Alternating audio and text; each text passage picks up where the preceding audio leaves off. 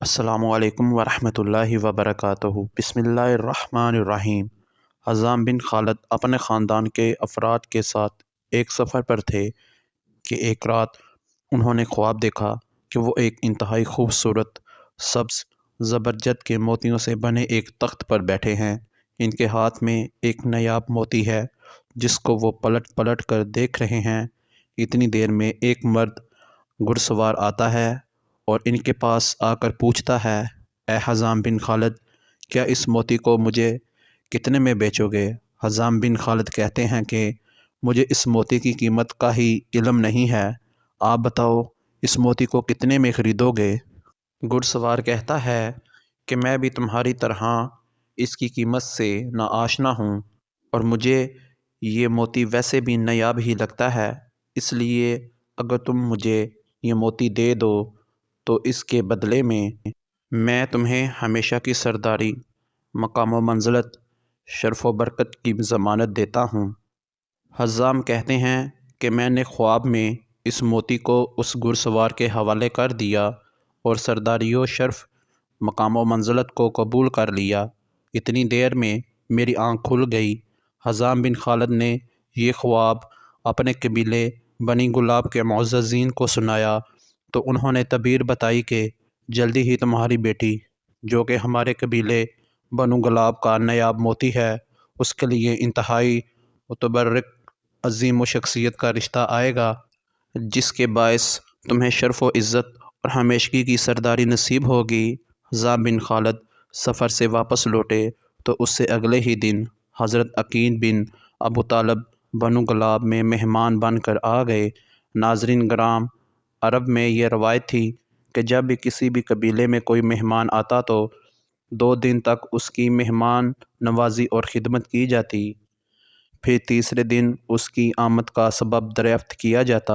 حضرت عقیل ابو طالب کی 2 دن مہمان نوازی کرنے کے بعد قبیلہ بنو گلاب کے سردار حزام بن خالد نے تیسرے دن ان کی آمد کا مقصد دریافت کیا تو وہ کہنے لگے کہ اپنے بھائی علی بن ابی طالب کا رشتہ آپ کی بیٹی فاطمہ کے لیے لے کر آیا ہوں۔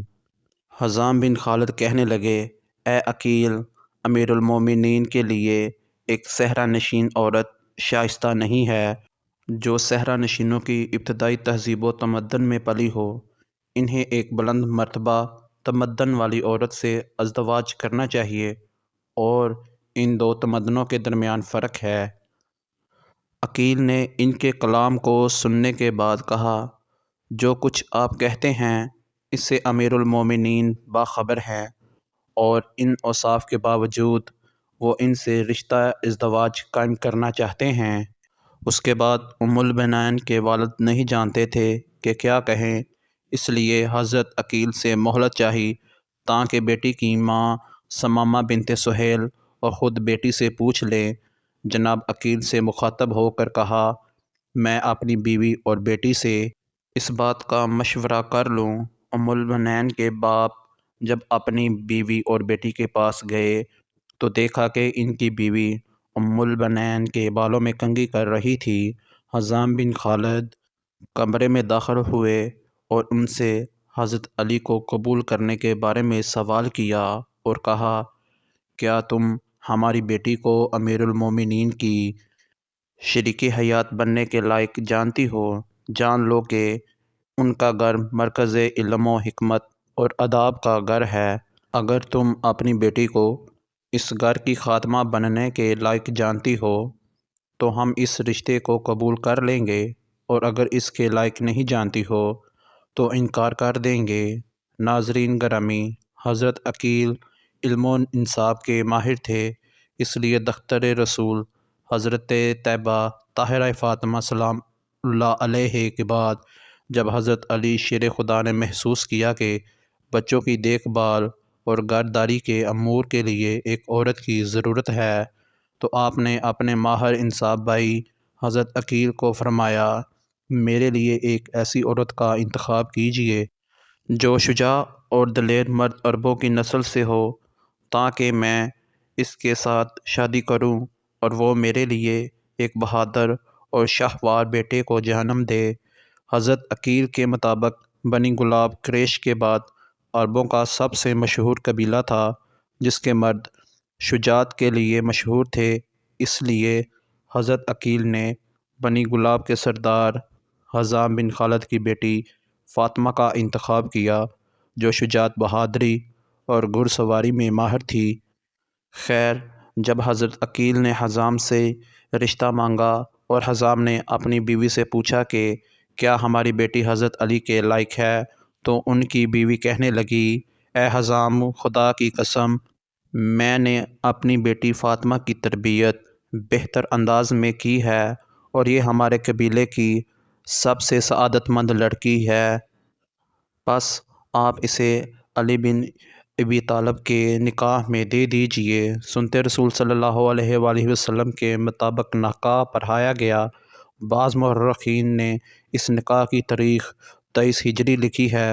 نکاح کے فوراً بعد جب حضرت علی فاطمہ بنت حزام کو لے کر گھر آئے تو فاطمہ بنت حزام، جو شرافت کا مجسمہ تھی، کہنے لگی، میں اس وقت تک گھر داخل نہ ہوں گی جب تک مجھے دختر رسول حضرت فاطمہ زہرا کی بڑی بیٹی اجازت نہ دے دیں۔ حضرت حسنین کرمین کو ماں کی یاد ستانے لگی تو ان کی آنکھیں آنسوؤں سے چھلک پڑی۔ جب فاطمہ بنت حزام نے گھر میں قدم رکھا تو اس وقت حسن حسین کو بخار تھا اور فاطمہ بنت حزام نے اپنی شادی کی پہلی رات جنت کے سرداروں پر واری اور ساری رات ان کی خدمت میں گزار دی، اور ان کے منہ سے مسلسل یہی الفاظ نکل رہے، میں فاطمہ نہیں بلکہ میں تو فاطمہ زہرا کی اولاد کی کنیز ہوں۔ حضرت علی شیر خدا جب بھی فاطمہ بنت حزام کو آواز دیتے تو حضرت امام حسن حسین کی آنکھیں اپنی والدہ کو یاد کر کے غمگین ہو جاتی۔ اس لیے فاطمہ بنت حزام کہنے لگی کہ آپ مجھے کنیز فاطمہ کہہ کر پکارا کریں تاکہ بچوں کو اپنی والدہ کی یاد نہ ستائے۔ اللہ پاک نے حضرت علی شیر خدا اور فاطمہ بنت حزام کے بطن سے 4 بہادر سپوت پیدا فرمائے، جن کے نام حضرت عباس، حضرت عبداللہ، حضرت جعفر اور حضرت عثمان تھے۔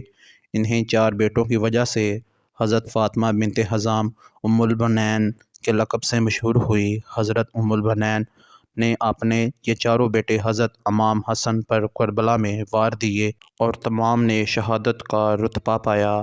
آپ نے حضرت امام علی کی شہادت کے بعد جوان ہونے کے باوجود دوسری شادی نہ کی، 20 سال سے زیادہ کی طولانی مدت تک زندہ رہیں۔